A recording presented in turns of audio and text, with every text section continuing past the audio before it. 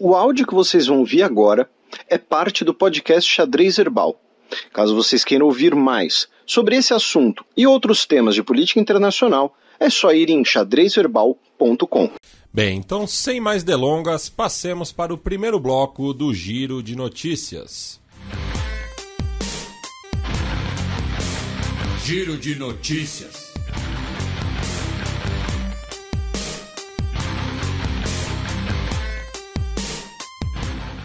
Notícia do sábado retrasado, dia 12 de novembro. Assassinos de ex-primeiro-ministro indiano são libertados após cumprirem pena. Em 1991, o então primeiro-ministro indiano, Rajiv Gandhi, ele foi assassinado em um ataque à bomba organizado por um grupo de libertação Tamil no sul da Índia. Lembrando que a luta dos Tamils é muito associada ao Sri Lanka, a guerra civil do Sri Lanka, mas também a população Tamil também está presente no sul da Índia. E, como eu disse, então, o presidente Rajiv Gandhi foi morto num atentado terrorista, um atentado com uma mulher bomba. E os integrantes do grupo que organizaram o ataque cumpriram 30 anos de prisão, cumpriram 30 anos de pena, sob comportamento satisfatório e foram libertos. Então, por conta de terem cumprido essa pena de 30 anos e também nessas condições satisfatórias, eles foram libertos na semana retrasada. E também no subcontinente indiano, o Paquistão nomeou o novo chefe do exército do país. Será o general Asim Munir. Essa é uma das questões que vinha sendo muito foco de debate, muito foco de polêmicas no Paquistão. O exército no Paquistão é uma das instituições mais fortes do país. O Paquistão, mais de uma vez, foi uma ditadura militar. O ex-premier Imran Khan alega que alguns setores militares, inclusive, estariam ligados à tentativa de assassinato que ele sofreu. O próprio processo de nomeação de um novo comandante do exército estava submetido a essas disputas políticas entre o atual governo, o do primeiro-ministro Shehbaz Sharif, e apoiadores do ex-premier Imran Khan. Lembrando também que o Paquistão tem armas nucleares, E no caso, o comandante do exército, ele é também o comandante do Estado Conjunto, não é bem o Estado-Maior Conjunto, mas ele acaba sendo a voz principal em relação ao eventual uso de armas nucleares, com a posição dele de proeminência em relação às outras forças. Então, isso também é interessante de citar em relação ao uso de armas nucleares pelo Paquistão. Duas notícias da segunda-feira da semana passada, dia 14 de novembro. Primeiro-ministro do Haiti demite funcionários em meio a tensões. O primeiro-ministro interino, mas interino há mais de um ano já, o Ariel Henry, ele demitiu parte do seu gabinete, inclusive aí os ministros de Justiça e do Interior, e também outros integrantes da administração haitiana, por conta do cenário de tensões que ainda ocorre no Haiti, lembrando a violência envolvendo as gangues, a questão da falta de combustíveis, o surto de cólera que tem ganhado terreno, infelizmente. E o premier Ariel Henry tomou essas decisões depois dele ter recebido aquela visita técnica de políticos e funcionários do governo canadense. Lembrando que o Canadá tem uma grande comunidade haitiana, da diáspora haitiana. Em ritmo de Copa do Mundo, basta lembrar do atacante da seleção canadense, o Jonathan David, que é de família haitiana. E possivelmente essa reforma tem ligação com esse contato com o governo canadense, que também, na semana passada, também anunciou novas sanções contra o principal líder das gangues haitianas, o Barbecue. Outro exemplo, assim, só porque me veio na cabeça, o Samuel D'Alembert, né, o pivôzão do basquete. Ele era de origem haitiana, né, e jogou pela seleção canadense. E jogou pelo Philadelphia 76ers, né, quando chegaram na final, o ano que o Allen Iverson recebeu o MVP. E ainda no Caribe, meu caro Matias, uma notícia de anteontem, dia 23, que o México, hoje, sexta-feira, dia 25 de novembro, dia que estamos gravando esse programa, e amanhã, sábado, dia 26, vai receber mais uma rodada de conversas entre o governo Nicolás Maduro da Venezuela e a oposição venezuelana. O anúncio foi feito pelo presidente colombiano Gustavo Petro, que já havia, né, comentado isso, já havia antecipado que as conversas seriam retomadas. E então, lembrando que essas conversas são no México, tem participação da Noruega também, elas foram suspensas por conta da extradição do Alex Saab, né, um cara que é muito próximo ao Nicolás Maduro. Então, hoje e amanhã teremos mais uma rodada de conversas entre governo e oposição da Venezuela no México. Presidente de Gana demite vice-ministro das Finanças após denúncia por mineração. O presidente de Gana, né, o Nana Akufo-Addo, ele demitiu o então vice-ministro das Finanças, o Charles Adu Boaben, por ter recebido subornos de empresas de mineração. A questão é que, assim, se você vê apenas isso, você pensa em empresas de mineração, você pensa em empresas grandes, alguma coisa assim. Não, na verdade, o que aconteceu é que ele estava pressionando por maiores regulações, por maiores, não é nem regulações, é maiores legalizações. Eu vou usar um termo aqui muito curioso, que é o termo utilizado pela matéria da Al Jazeera, né? Mineradores artesanais, que é o mesmo termo que já foi utilizado aqui no Brasil para a legalização de operações de garimpo em terras indígenas. Tá? Então, quando fala de mineradores artesanais, possivelmente estamos falando de operações clandestinas, de pequena e média escala, organizadas por grupos, por vezes grupos inclusive armados. Tá? Lembrando que Gana é um grande produtor de ouro, salvo engano... Era conhecida como a Costa do Ouro, né, nos tempos coloniais. Exatamente. Então, ainda tem essa questão, né, de que dialoga um pouco com o cenário brasileiro. E isso, essa notícia, essa manchete que você leu, meu caro Matias, como você mencionou, era do dia 14 de novembro, ou seja, né, era já prevista no programa anterior. E aí, uma notícia de ontem, dia 24 de novembro, em que o ministro das Finanças de Gana, Kenneth Ofori-Atta, afirmou que o país está muito próximo de uma crise por não conseguir pagar as suas dívidas e está negociando um pacote de socorro com o FMI, o Fundo Monetário Internacional, para refinanciar a sua dívida externa, tá? De que nesse momento está na casa dos 49, a sua dívida pública, melhor dizendo, né? Que nesse momento está na casa dos 49 bilhões de dólares e no último ano ela aumentou em 7 bilhões de dólares, segundo o governo de Gana, especialmente pela desvalorização do cedi, que é a moeda de Gana. Tá? Ainda no continente africano, a gente vai passar primeiro por Burkina Faso, já que essa semana, no dia 23, pelo menos 14 pessoas morreram em 2 ataques jihadistas no norte de Burkina Faso.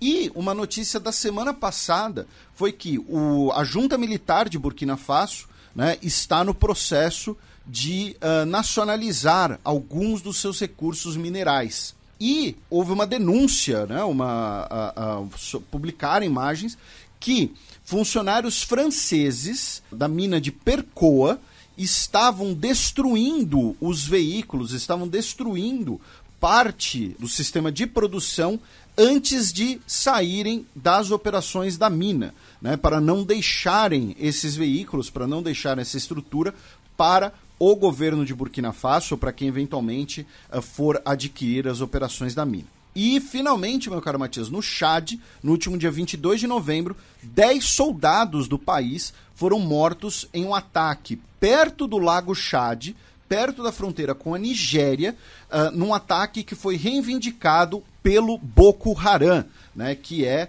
a filial da Al-Qaeda na região. Notícia da quinta-feira da semana passada, dia 17 de novembro. Myanmar anuncia que vai libertar 4 prisioneiros estrangeiros. A junta militar de Myanmar libertou um professor australiano, um cineasta japonês, um ex-diplomata britânico e um jornalista dos Estados Unidos, né, como parte de um grande processo de anistia, né, de pessoas que foram detidas nos últimos 2 anos no país. No total, 5.774 pessoas foram libertas. Dessas 5.774, 4 eram estrangeiros, né? Todos os outros eram cidadãos locais. Tá?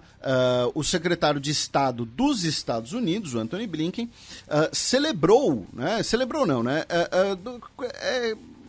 Gostou, né, digamos assim, da libertação, mas disse que não via sinais mais profundos de abertura na junta militar e que eram necessárias outras ações.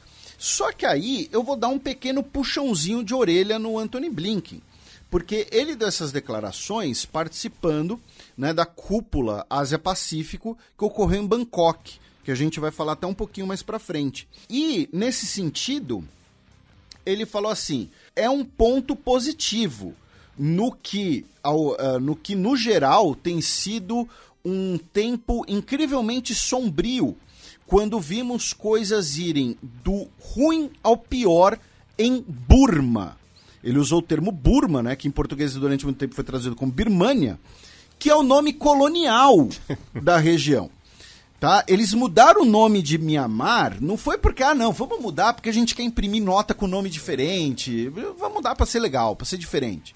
Né? Não é que nem quando a Dênia disse que se chama Chloe. Não, e assim, não é que nem, por exemplo, os Países Baixos que pediram para serem chamados pararem de ser chamados de Holanda, tipo, a coisa de 2 anos. Não, há mais que 2 anos. Pelo menos desde a Copa de 2014, eles sempre insistem nisso. Enfim, mas ainda nesse mais século. Força. Mas, tipo, Myanmar é chamado assim desde o século passado. Sim. Não é questão que mudou ontem, assim. Burma é o nome colonial da região. Em Seinfeld já tinha essa piada. Eu não conheço. A série acabou em 98. Pois é.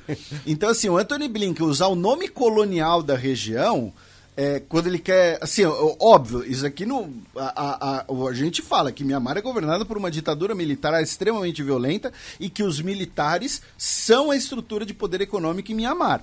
Mas, né, você vê lá, o secretário de Estado dos Estados Unidos falando, quero dialogar com vocês, e usa o nome colonial, aí é um pouco complicado, né? E você falou de Países Baixos e Holanda, né? A gente aqui sempre falou Países Baixos, a gente usa inclusive o gentílico neerlandês, toda hora tem alguém que pergunta. E hoje teve episódio com o Gustavo Villani na Copa do Mundo, né? Em que ele falou, não, a Holanda... Tem uma campanha do governo holandês para não chamar mais de Holanda. Holanda é uma região da Holanda. E aí depois ele ainda fala, a Holanda vai pro ataque, né? Lembrando, a origem disso está ali nas 7 repúblicas, né?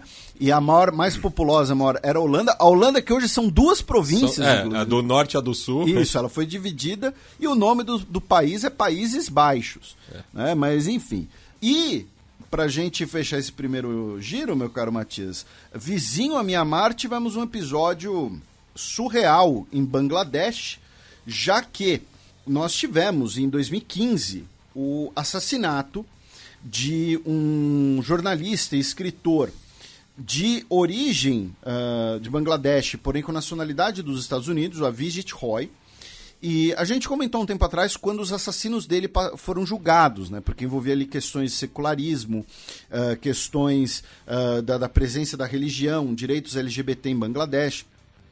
E os 2 criminosos que o mataram, eles estão sendo julgados e eles foram condenados à pena de morte e agora o que está sendo julgado é a apelação, né? É o recurso deles.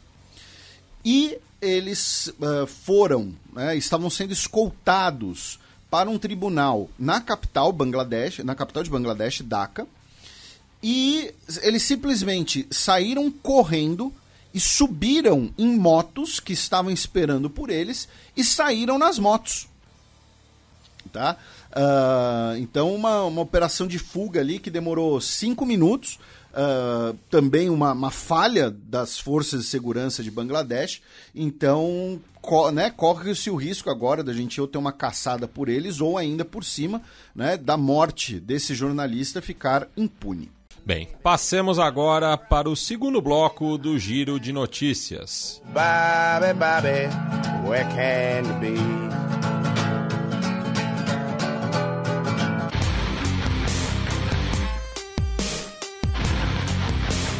Giro de Notícias.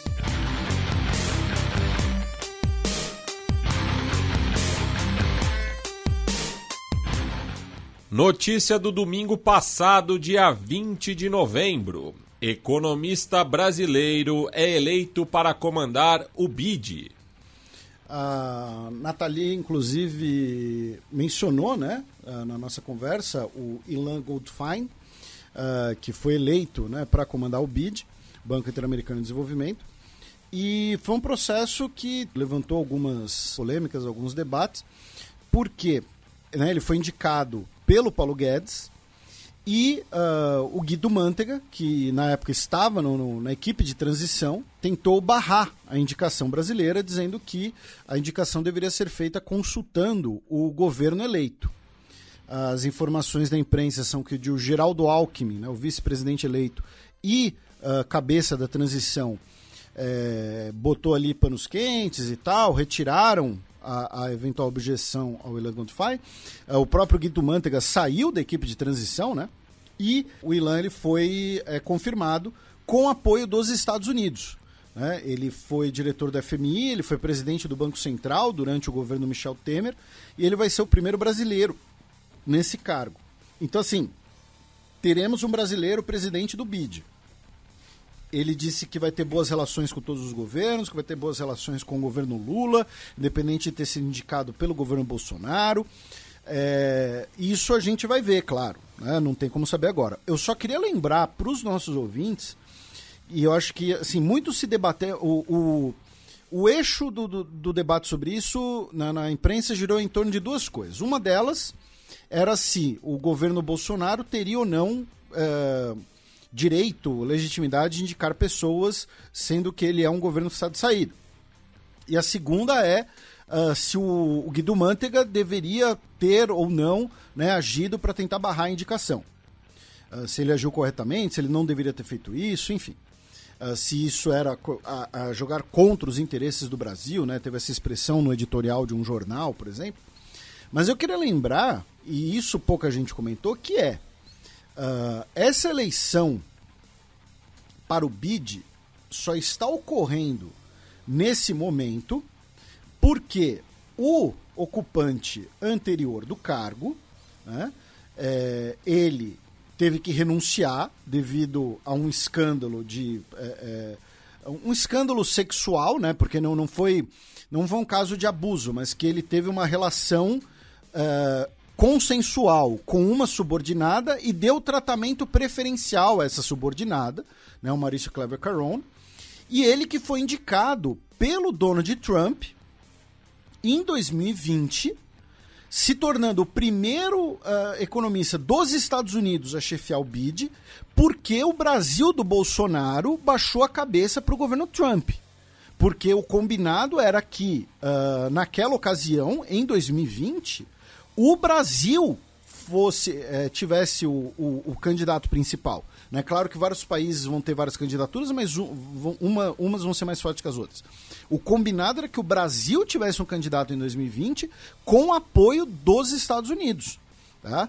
E o governo do Donald Trump atropelou esse acordo, o Brasil não fez nada, porque assim, o mandato, né, do BID não é de apenas 2 anos. Então, era para o Brasil ter eleito o seu, possivelmente eleito, o seu candidato lá em 2020. Não era para essa polêmica estar ocorrendo agora. Para ela ocorrer, teve que ter, primeiro, o escândalo sexual, e segundo, o Brasil não ter feito nada em 2020, basicamente. Tá? Então, é bom fazer esse retrospecto. Outras duas notícias ligadas ao Brasil e sua política externa, meu caro Matias. A gente ainda que está aguardando o nome, né, da chancelaria, né, do Ministério de Relações Exteriores, e eu vou cumprir a promessa que eu fiz, tá? Naquele programa sobre depois da eleição do Lula, eu falei que, enfim, eu vou cumprir a promessa que eu fiz naquele programa. O presidente eleito Lula se encontrou com o presidente de Portugal e o primeiro-ministro de Portugal na viagem, né, de volta da COP27. Ele passou por Lisboa, disse que as relações Brasil e Portugal são muito importantes, o Portugal é um país irmão e que ele quer ambos na sua posse, e o Brasil voltou à normalidade. Né? Lembrando que o Bolsonaro fez desfeita ao presidente português, né, pelo presidente português ter boas relações com o Lula. Lembrando que o presidente português não é de esquerda. Tá? Quem é de esquerda é o primeiro-ministro. E ele também fez desfeita com o primeiro-ministro. Né? Então, obviamente, esse encontro do Lula com as lideranças portuguesas também é uma forma de alfinetar o Bolsonaro. E aí tem uma outra coisa também, né, a segunda notícia, que é o Carlos França, né, o chanceler, ele indicou diplomatas para ocuparem embaixadas, né, agora no final do ano. E isso foi algo sem precedentes. A tradição, tá, o costume é que o governo eleito que faça isso, tá, daqui a alguns meses. Não sei, provavelmente foi por ordem do presidente Bolsonaro. O Carlos França atropelou essa tradição e tentou emplacar uma série de nomes para embaixadas agora no fim de ano, incluindo embaixadas importantes como Argentina, Itália e Santa Sé. O Espiridião Amin, Oxi. Que é longe de ser qualquer petista, achou um absurdo. Ele que é presidente da Comissão de Relações Exteriores do Senado. E aí, assim, o Espiridião Amin ficou do lado do governo eleito, pra vocês terem uma ideia. Né? Ele que era apelidado de Maluf catarinense nos anos 90. E aí tiraram as recomendações para esses postos, mas mantiveram os indicados, né, para alguns outros postos, como Mauritânia, Guiné Equatorial e Jordânia. Tá? E aí, nesse sentido, teve muita gente, né? Por exemplo, a Folha de São Paulo, ela manchetou assim, não sei de quem foi a manchete, né? Lembrando, a manchete não necessariamente é do repórter, autor da matéria, ou do colunista, tá, gente? Mas assim, PT consegue barrar embaixadores indicados por Bolsonaro. Na verdade, não foi que o PT conseguiu barrar, é que todo mundo... inclusive lideranças do Congresso, repito, inclusive o Espírito a mim, acharam absurdo, porque isso feriu uma tradição, algo que é comum, que é, olha, o governo que está de saída não vai fazer essas indicações, ele espera o próximo governo. Né? Enfim, então são essas algumas notícias aí sobre o Brasil. Também no último final de semana, nepaleses vão às urnas escolher novo governo. O Nepal, né, que está com uma crise institucional já tem algum tempo, lembrando que essa crise institucional, né, é derivada do racha do Partido Comunista Nepalês, que você tinha o Partido Comunista Marxista e o Partido Comunista Maoísta. E aí eles se fundiram para criar o Partido Comunista Unificado em 2018, e aí em 2021, né, eles tiveram que desfazer a fusão por conta de uma decisão da Suprema Corte, e tivemos o racha, então, dentro do Partido Comunista. As eleições foram realizadas agora no último dia 20, ainda não temos os resultados finais, ainda estão contando os votos, o comparecimento eleitoral foi de 61%, e as pesquisas colocavam também o Congresso Nepalês, que é o Partido Social Democrata do país, como o favorito. Né? Então, assim, nas pesquisas, os 4 primeiros colocados eram partidos de esquerda, ou sociais-democratas ou os 2 comunistas. Mas, como eu disse, ainda não temos os resultados finais. Duas notícias do começo da semana, na segunda-feira, dia 21 de novembro. África do Sul ordena a volta de ex-presidente Jacob Zuma à prisão. A Corte de Apelações da África do Sul, na última segunda-feira, dia 21, disse que a medida que colocava o Jacob Zuma em liberdade condicional era ilegal e que ele deveria retornar à prisão para terminar de cumprir a sua sentença por desacato à justiça. Lembrando, ele foi preso porque ele não compareceu para testemunhar. E aí ele foi preso, ele foi condenado à prisão por desacato. Tá? Ainda na África do Sul, meu caro Matias, o presidente Cyril Ramaphosa realizou, está visitando o Reino Unido. Na verdade, ele está indo embora, né? Ele voltou para o seu país hoje. E foi a primeira visita de Estado, né, durante o reinado do Carlos III, ou do Charles III, né, o rei Charles. E ele se encontrou com o Rishi Sunak, discutiram ali as relações entre os dois países e também a recusa sul-africana em impor sanções contra a Rússia. E cruzando a fronteira com a Namíbia, o governo da Namíbia anunciou, né, a remoção da estátua de Kurt von François, um militar alemão, né, que foi administrador colonial da Namíbia, né, a Namíbia que foi uma colônia alemã antes de ser ocupada pela África do Sul do Apartheid. Era o sudoeste africano. A gente sempre lembra que os alemães eram muito criativos na hora de botar os nomes. Porque a Tanzânia era o sudeste africano. E a estátua, né, que estava na capital em Windhoek, foi removida essa semana. Bem, só um pequeno disclaimer aqui. Se vocês estiverem ouvindo algum barulho ao fundo, é que está rolando diversas obras na galeria onde a gente grava, porque este é o horário que eles podem fazer barulho. A partir das 8 da noite. A gente já está gravando aqui, passou das 9. Enfim, pedimos desculpas caso vaze alguma coisa. A gente fez um teste, aparentemente não, mas é que o barulho está aumentando consideravelmente. Ainda no continente africano, partido governista da Guiné Equatorial obtém 99% dos votos em eleição. Pois é, né? O país coeso é isso, né, meu caro Matias? É a festa da democracia. É a festa da democracia, é a coesão social, é todo mundo convivendo junto. Mas assim, o Teodoro Obiang, né, que está aí com seus 80 anos de idade, ele é o presidente / ditador de Guiné Equatorial, né, há mais de 40 anos, tá? Então, assim, desde o golpe de 1979, quando ele derrubou o próprio tio, né? E aí ele, né, nas eleições aí, ele levou 99,7% dos votos. Né? Então, assim, quem quiser acreditar que foi essa votação toda, acredita, né? E se você acredita nisso firmemente, conversa comigo que eu tenho uma oportunidade de negócios incrível para você, tá? Por favor. Mas então tivemos eleições em Guiné Equatorial e o Teodoro Obiang vai continuar aí o mandatário do país, provavelmente até ele falecer, quando provavelmente será substituído pelo filho dele. Agora vocês ficam com o terceiro e último bloco do Giro de Notícias.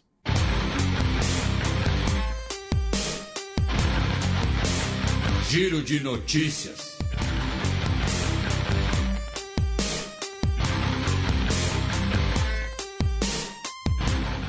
Notícia da segunda-feira, dia 21 de novembro. Tokayev é reeleito presidente do Cazaquistão. O Kassym-Jomart Tokayev recebeu 81% dos votos, né, para ser reeleito presidente do Cazaquistão. Lembrando que essa eleição, né, agora em novembro de 2022, ela foi estabelecida como parte das medidas para aplacar os protestos, né, do início do ano no país. Ele basicamente não enfrentou uma oposição organizada, né? Inclusive um dos principais opositores a ele, né, não pôde concorrer, inclusive, né, o Nursultan Altaev, né? Então ele teve uma vitória relativamente tranquila. Basicamente, os outros 4 candidatos, além de serem pouco conhecidos, eram todos aliados dele. Tá? Então eram também elementos do governo, enfim. Então ele foi eleito agora para um mandato de 7 anos como presidente, e agora ele foi eleito para um mandato de 7 anos como presidente, sem possibilidade de reeleição, tá? Pelo menos supostamente nesse momento. Então até 2029 muita coisa pode acontecer, né? Mas então tá aí, Tokayev reeleito presidente do Cazaquistão. Notícia da quarta-feira passada, dia 23 de novembro. Líderes africanos concordam com cessar-fogo no leste da República Democrática do Congo. Mais uma vez, um cessar-fogo na República Democrática do Congo. Vamos ver se dessa vez vai para frente, né? Dessa vez, o governo de Ruanda esteve presente e foi acordado que os rebeldes do grupo M23 vão se retirar das posições que eles ocuparam nas últimas semanas. Lembrando que são praticamente 300 mil pessoas que foram deslocadas pelo conflito. As conversas que foram realizadas em Luanda, né, capital de Angola. Também nessa última semana, o governo de Uganda anunciou que 1.000 soldados do país serão enviados ao leste da República Democrática do Congo como parte da Força Regional de Estabilização, né, do conflito.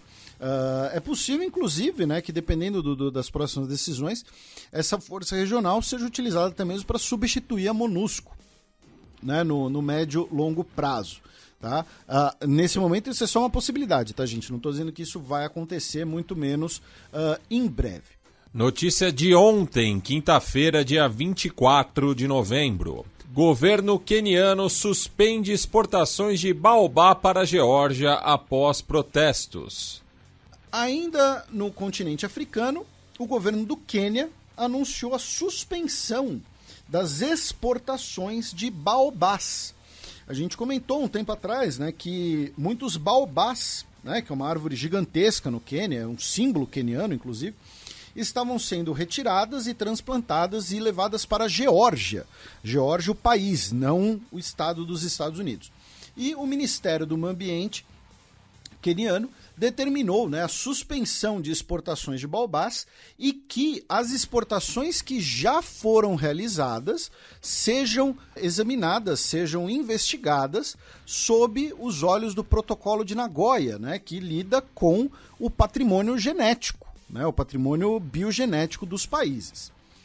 Biogenético acho que é redundante, inclusive, peço desculpas se for o caso. E, finalmente, um grupo de cidadãos da Tanzânia, né, entraram com uma ação coletiva na Justiça do Canadá, tá, contra a empresa gigantesca canadense, a Barrick Gold, alegando que a empresa, ao operar minas de ouro no noroeste da Tanzânia, financia grupos que realizam tortura e execuções extrajudiciais de lideranças locais para poder manter as suas operações intactas. Os cidadãos da ação são principalmente da comunidade Kuria, tá, que vive no norte da Tanzânia, justamente perto da mina. Abaixa o volume, porque lá vem Breaking News. Presidente do Peru anuncia renúncia de premier e renovará gabinete pela 5ª vez. Então, vocês têm que ver que o Pedro Castilho, como ele está há muito tempo no poder no Peru... coisa pouco mais de um ano. 16 meses, para ser exato.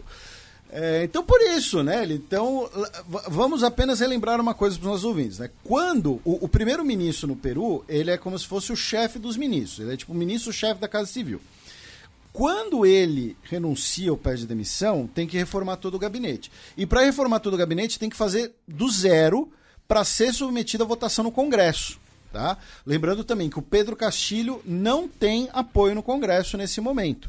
Tá? Mesmo quando ele foi eleito, a direita dominava o Congresso peruano E depois ele ainda entrou numa rota de colisão com o próprio partido, o Peru Libre.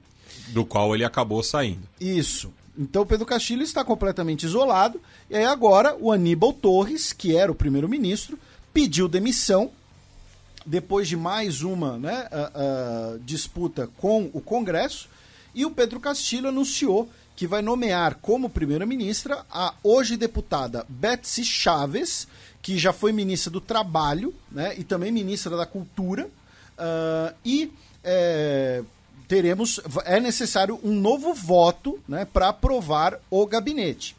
O que aconteceu é que o Aníbal Torres, que é uma figura próxima do Castillo, ele queria promover um plebiscito sobre a formação de uma constituinte. E o Congresso passou por cima, o Congresso não autorizou. E aí ele pediu demissão, né? Então ele pediu demissão, inclusive, para não sofrer um voto de desconfiança, né? Então ele vai ter aí que o Pedro Castillo vai ter que nomear um novo governo. E a gente vive um eterno loop, né? Não sei quantas vezes a gente já falou que o Pedro Castillo vai ter que formar. A gente já sabe, né? Quinta vez. Mas a gente até fez a comparação com a marmota, né? Que nos Andes é o tucutuco, né? O dia da marmota, né? É o Pedro Castillo, o Bill Murray interpreta o Pedro Castillo, é isso? Só colocar um chapelão, enfim. E também nessa semana, né, um grupo de alto nível da OEA esteve em Lima, né, acabou se encontrando com a vice-presidenta Adina Boluarte, que declarou, né, que o país encontra em um grave perigo, né, até denunciando um suposto golpe, né. Então isso também não está descartado pelo governo, né, de que o Congresso pode tentar dar um golpe no Pedro Castillo, e que foi algo que a gente alertou na época da eleição, né, desse terceiro turno continuado, e de que isso daí também repete o ciclo, né, dos seus antecessores no poder, de que nenhum deles praticamente concluiu o mandato devido às pressões políticas que o país tem passado, porque existe uma divisão bastante nítida, né? Enfim,